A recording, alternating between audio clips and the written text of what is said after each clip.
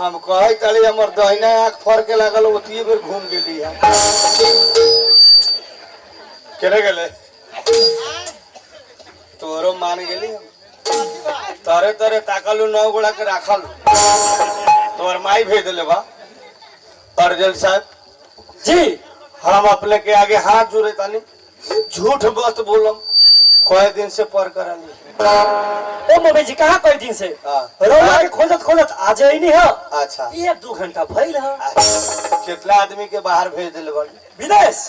ये लगभग 400 आदमी 400 हाँ अच्छा कई सौ घर में अपने कोमड़ा बन गेल बाड़ी ना मम्मी जी वैसा बात नहीं सुन ली हम